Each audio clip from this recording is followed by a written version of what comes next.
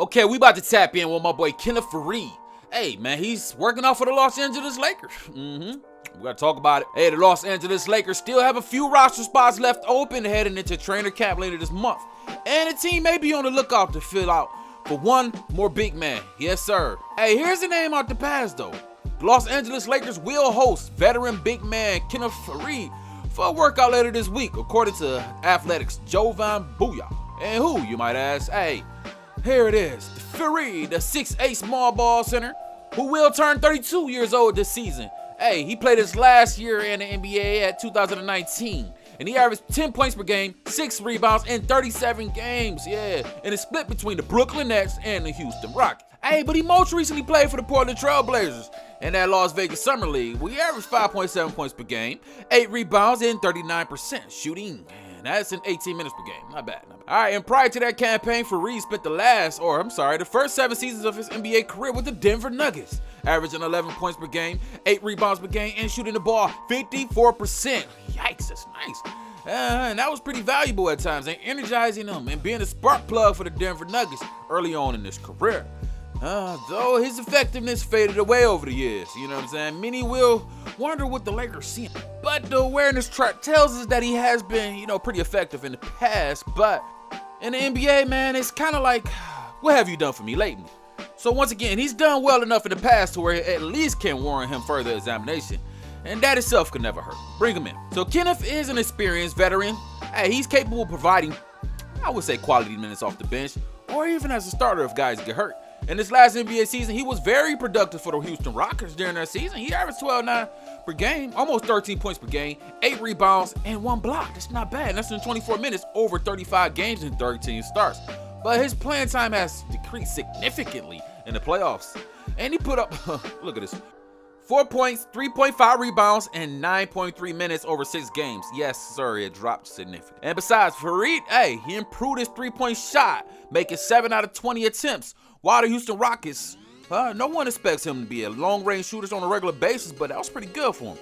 And it's respectable enough where defenses know that he can make shots from a distance whenever he gets playing time. So this is a good fit for a talented player that can be valuable in the front court and be a valuable piece for a contender team, So in that 2019 season, Faried appeared in 7 games for the Shanghai Lions. Oh, so he went over to China. So he's been a free agent ever since. And he's obviously drawing consideration from the Los Angeles Lakers. Okay. But we're going to talk about some of the problems, though. Hey, given that Faried's stock around the league is pretty low at this moment. Hey, he was out of the league last year, and he recently played in the Summer League, and is still unsigned. So it is at least possible that the Lakers could get a look at him before training camp and give him a training camp invite on a non-guaranteed contract for an ironclad spot on the roster. That might be good. And teams can bring up to 20 players on the training camp roster, you know what I'm saying? And the team currently has 3 open spots for camp.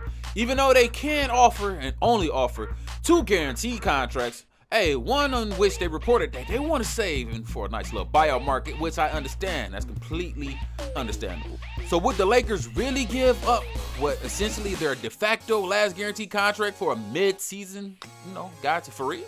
That's a tough question when they already have 2 centers on the roster, including a guy like Anthony Davis.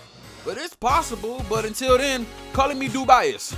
This is likely due diligence as much as anything. And then you might be asking why, like me, I'm scratching my brain right now. But if the Lakers, if they do sign up with Faried, it could take an indication that they are very well making a plan to go back to 2019. And I can't blame them if they really want to go back to that identity, playing alongside of Anthony Davis and 2 other centers. And you want more guys who can break and crash the glass in case of emergencies. You need these type of players, in the vault, and that would be notable. If they were to make this happen, and I'm talking about a big if, I think the team will be looking to add an additional body to add more flexibility to the roster. That's just my personal opinion. All right, Troy Daniels during their title season. Hey, Daniels didn't make the whole year, you know what I'm saying? But waiving him allowed the team to free up a roster spot after the trade deadline. And they didn't have it all year, so the Lakers would want to, add a cheap insurance option that they could move on, if possible, if anything were to come to availability, you know what I'm saying?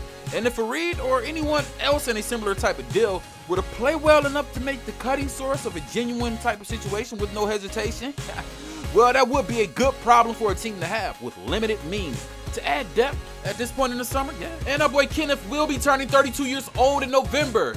Something that the Lakers are well aware of in the old squad.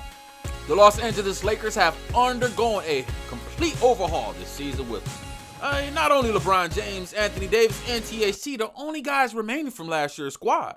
And the biggest move, was their biggest acquisition in a blockbuster deal for our guy Brody Westbrook. Yeah, the guy that just wore a skirt. Yeah, I know what I'm talking about. In a trade with the Washington Wizards, then filled out their roster with a number of veterans.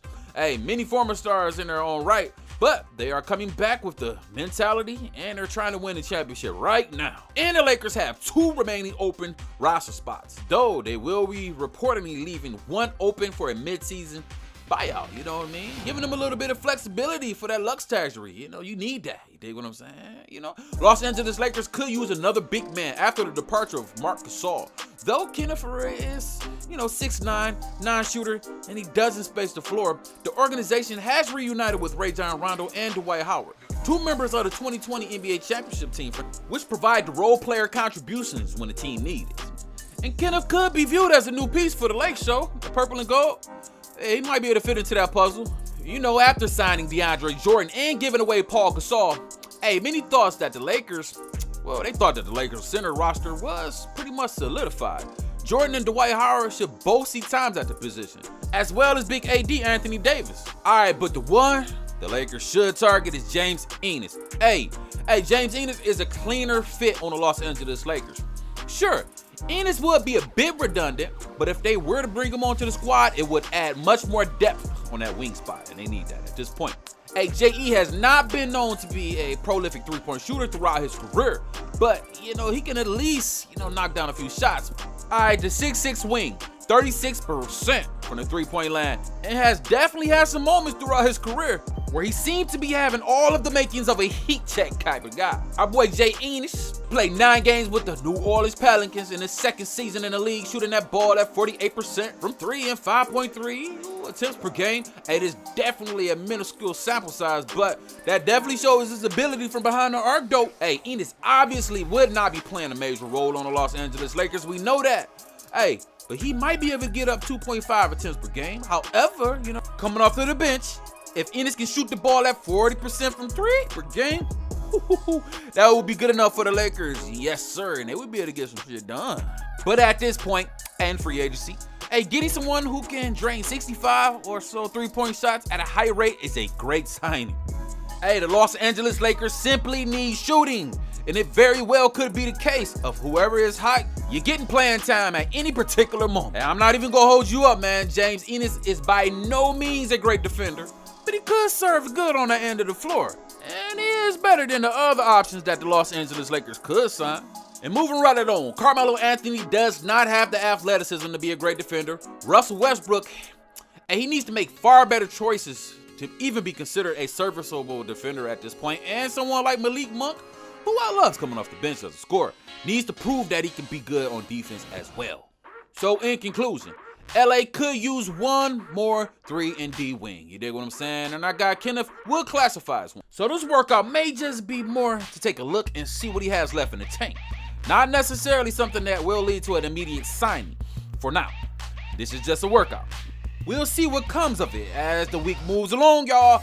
But there's no doubt that the Lakers almost have enough talent to win an NBA championship. And to be completely honest with you, it's all going to come down to if these guys can bond together and build chemistry. And enough chemistry is necessary enough to win it all. And the games must be played. We shall see.